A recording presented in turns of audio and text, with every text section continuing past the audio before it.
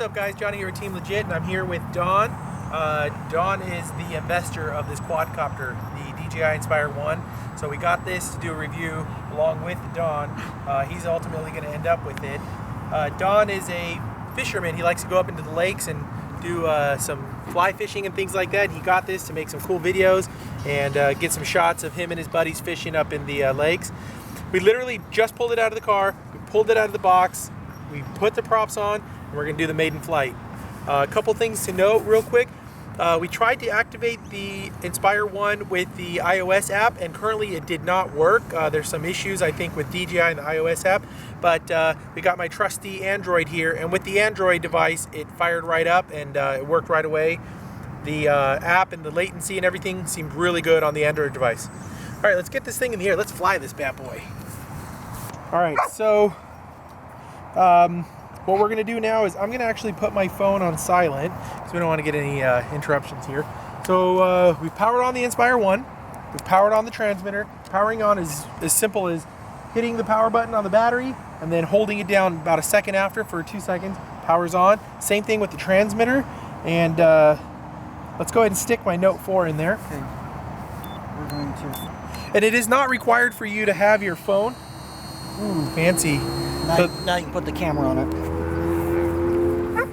Quick mention, yeah, that is basically travel mode. Travel mode leaves the arms and the quadcopter on the same level, and this is now takeoff mode, right? Yep. All right. This is where you put the camera on.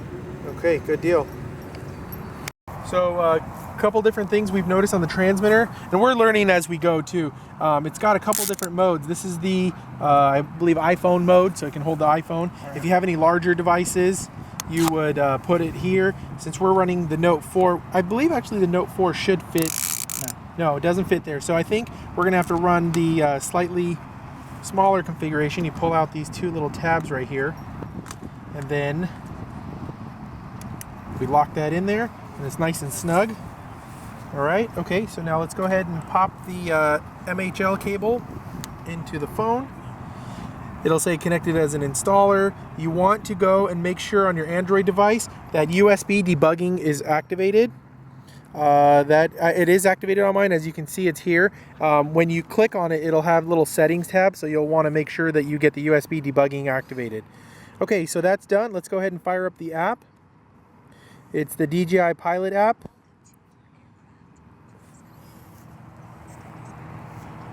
And it's talking to me. It's telling me don't fly into a garage. So let's see if we can get the camera to initialize. Okay, beginner mode. No signal. Firmware is the latest. Aircraft LED status. There's a couple things you got to do prior to getting it up and running.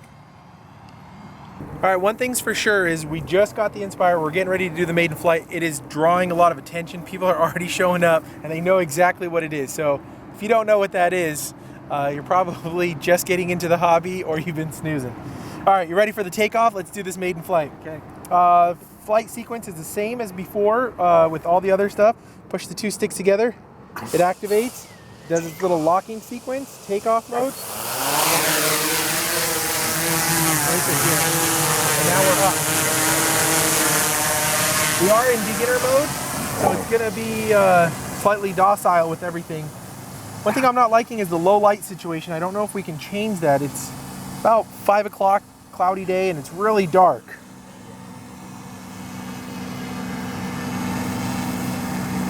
Flip the switch up. Oh yeah, let's do that. Let's bring it closer here. Oh, actually, you know, we can start a recording too. So I've started recording from the actual transmitter, and we're gonna flip the switch up. There it goes, transform mode. That's pretty neat. So now we've got an unobstructed view with the camera.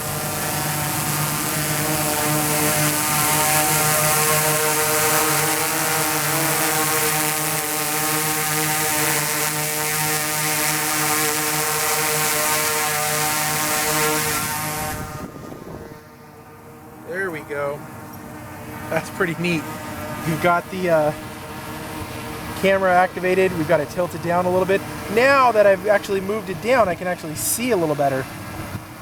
Let's go for some range. Should we shoot for 23.8 miles? Oh no, that was the other day. There is definitely a little latency we're noticing with this thing. Let's get some altitude.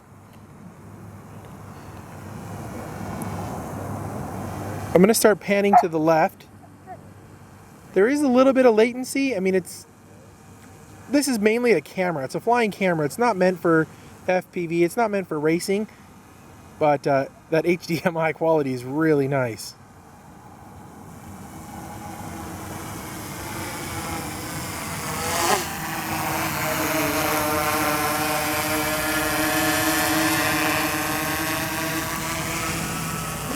It's definitely got a little bit of lag for that latency, but for framing shots and getting your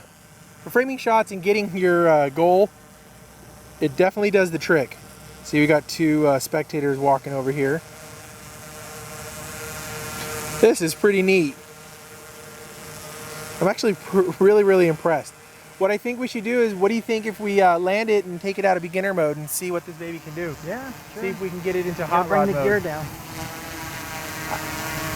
If I'm not mistaken, I think it has a actual safety feature where it won't let you land with the gear. But let's go ahead and slap the gear down. As you can see it transform.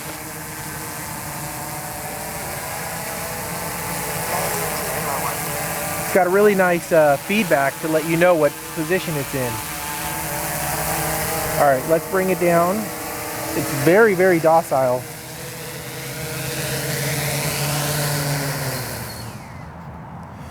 Let go of the sticks. All right, Don's on the sticks now. Look at it. It's 10 times more stable than it was just earlier. Because of the mode, I think. You got your landing gear down too still. There you go. That is just nice to watch. Here, see, I'm going to do it. I'm fine with it. It is so easy to fly compared to my Terran. I mean, all right, Pete's on the sticks. We got God, little micro 1000%. mini quad racer here. So this is actually built in. Doesn't it feel like an extension of yourself? I don't know. That's the best way I can describe like the movements. But flying FPV is a different story. It's very laggy. Super laggy. But for setting up your shots, I think it would be great.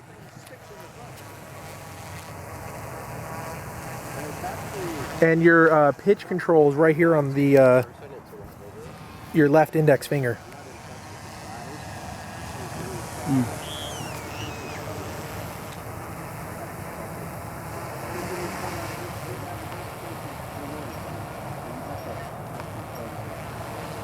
How's it feel? That's interesting how it pulls back like that. So the NASA V2, if you're gonna do a maneuver like that, it would definitely respond a little bit differently. Which way? Well, it's more aggressively getting back into the position hold mode than the NASA V2 would. NASA V2 would probably have A little bit more sluggish. less accuracy. Or less. Well, no, what it's doing is if I watch this, if I bank it to the right and I let go of the sticks, it's compensating. really hard. Well, it's compensating back. It's not just drifting and then going back and finding its position. There we go. We got the camera. Let's try that again. Show us what you're talking about. All right, let me get it closer and then you'll see what I'm talking about. And then I think it's probably designed to do that because remember it's gimbal, so it's going to have the stabilization of the gimbal. So that was See that? on its own. No, like the NASA V2 doesn't handle like that at all. It aggressively Much more puts it back aggressively into where it stops. needs to be. Yeah, when you let go of the sticks, it stops and holds the position at the exact moment where you let go. So No drift. It'll get back to that position, yeah. That's interesting. So how do I put it into manual mode? Manual mode. Okay, so what you're going to have to do is you're going to hit up, left, right, up, down, select, start, A, B. And then now you just got 99 lives on Contra. If anybody remembers that, make sure you thumbs up this video because that is an old video game. Was that the right code? Up, down, Yeah, left, right, select, start, A, B. Yeah, that's interesting. That's very cool. As far as FPV goes, Same thing with you. it's aggressive, huh? Yeah. Well, the sticks are a little soft, but you can change the it aggressively holds its position is what I'm trying to say. and it seems to be much more accurate. Like, there's no wind really, so it's hard to tell, but Of holding its a pretty location. tight radius. Yeah. Anyhow, here you go, Don. Thanks for letting me try it. Was Yeah. that you that was doing that? Yeah. Yeah, don't worry, it's not going into any garages. We calibrated the compass and updated the firmware. There's just so much data on this thing, so many different options. I really like the OSD, but the lagginess from the light bridge, which is inevitable because it's a digital downlink, Correct. is a little bit of a deal breaker for me, I think. I would rather have as a lower quality. photographer and as someone doing FPV, I would rather have analog video with less information on the OSD, but more kind of real-time video feedback when I'm piloting. Maybe Yeah. I would get used to it because I've never flown a light bridge before, but I think, I'm not used to a 50, 100 millisecond delay or whatever that is. yeah, but for a photographer, lining up your shots, I mean, you get the general idea of what you need to do, and you get that HD downlink. I think the only thing that's missing is an attachment to remove the gimbal and put a laser beam, like a rocket, or what do you call it? The little laser shooter thingies. Laser pointer? No, not a laser pointer, a plasma gun. It should have a plasma gun. I will tell you one thing though, Don has a Terra 680 that we built, and I do remember there was definitely a pucker effect when he was flying the 680. You seem so relaxed and calm and collect with this thing. You know what? There's no pucker effect with this thing. Shoulders? Shoulders are nice and are light, tense. and he's actually flying it. I remember with the Terra, you would get it up in the air, and it was just like a non-stop Now why are the lights heartbeats. red? Oh. I thought the light switched. Yeah. I think So one of where are the status lights? Are there any? there are. It's in the back. It's the green LEDs in the back, and it's also on the battery. If I'm right, Don? Doing a nice little yaw. So the green LEDs are on the back, and the status light is off the back battery. Does What happens if your Android phone crashes or you get a phone call? From what we've been researching and what we've been experiencing with it, the Android phone is just for the downlink. It has nothing to do with the control. The control is purely the transmitter. So you would, I guess, lose your downlink.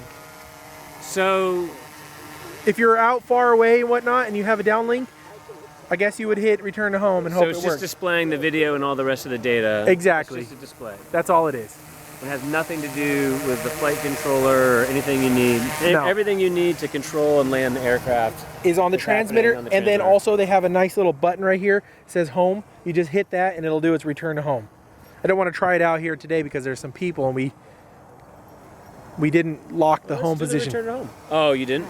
Well, I don't know how we did it, and I don't want to try it until we Home lock is it. right here. It says it right on the screen. It shouldn't be a Whoops. problem. You want to try it? If you're up for it, yeah. Okay, let's put the landing gear down first. All right. Okay, you ready? Yep. All right, guys, we're gonna do an RTH, so just Around this thing's for get your helmets. It should lower the landing gear in the return to home sequence. Well, isn't this home? Home and land? Yeah, push the Yeah, wrong button. it should land. It should lower the gear.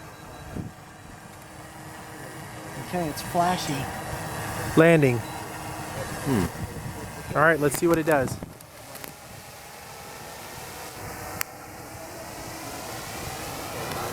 Looks like it's landing, I didn't waste any time about landing No. either, did it? but I don't know if we Yeah. I don't- You know what? We actually launched it out here somewhere. we did. Yeah, you armed it back up, Don. You armed it back on. When you landed it and you armed it. I armed it. Yeah, right now. When it landed, it disarmed. You actually armed it because I see what you're because what we're used to is on the Terra, when you land, you always disarm. But this guy, when you landed, it disarms itself. All right. So, is this the? I'm trying to find the battery. So you think this is the battery? We're gonna have to look at the manual a little bit better. No, I believe the battery is this guy. I thought right here, 37%. All right. So battery's right there. You've got a GPS lock. Let's wrap up this review, Pete. This was a quick review. I'll let you finish it up. What's your opinion? what's my opinion? Pete's more of a critical person. Let me pass that over to you. I don't know. It's tough to say. I'd really like to spend some more time getting to know this thing. But so I You don't wanna really have cuddle? an opinion yet. You wanna I'm cu- reserve that opinion. You want to cuddle with it? Yeah, I want to. You want to buy it some drinks, take it back to the hotel, and get to know it a little better. My overall opinion, if it matters or not, this is definitely, in my opinion, less of a drone or a quadcopter or a multi-rotor than it is more of a piece of camera equipment. I would say it's not somebody to build this and go out and fly it because they want to fly a drone. I would get this if you're looking to do some filming. Maybe you want to be in Don's position, you want to catch yourself filming up the river, catching trout, whatnot, or you have, race cars you like to go film. However you like to, I would say this is probably more of the camera than a drone. Yeah. Well, I mean, DJI is famous for making these types of aircraft really accessible, and I think, to their credit, they've done a pretty badass job with the user interface and making it really easy for someone. I wonder if it's too easy to sort of get this thing up and running. That's true. So, I mean, it's good to see that there's a beginner mode that sort of limits you to a box. 30 meters squared. Yeah, 30 meter square box and staying in that envelope. So, I mean, I don't know too much about it yet, but it seems like there's some thought and consideration that's going into the software behind it, and the OSD is awesome. I like the features you can kind of like type up on the phone. You can kind of make it go where you want it to do, the little waypoints and things like that. Yeah. The interesting thing is, these things are getting smarter and We're getting dumber. we're getting dumber, but it's authentic. You had to register this before it would even fly. So now, it's they enforce authenticated that? to you. There's potentially mandatory firmware updates, and I think that will this actually thing help is protect as aware well. of its location and will not fly in certain areas if it doesn't think you should be flying. So I would call this a connected drone, and I think it's the first of what you're going to be seeing is a lot of the connected drones out there, where it seems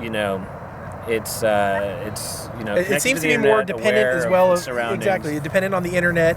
I mean, ultimately you could fly it as a drone, but with all those features, make sure you have 4G connectivity on your phone to download the maps and the Google Earth and things. I don't know, overall I like it. I think it's more of a piece of equipment, camera, than a drone.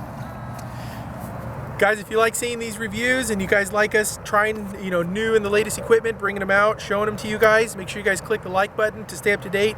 Hit subscribe. I'm Johnny, Pete, and we got Don on the camera. Thanks for watching.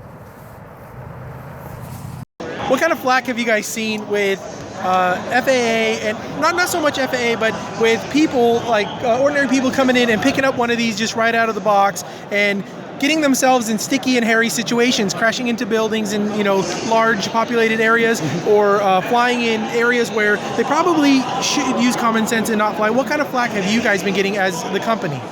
We're now really the leaders in the software that prevents that sort of malfunction, or I would say poor judgment.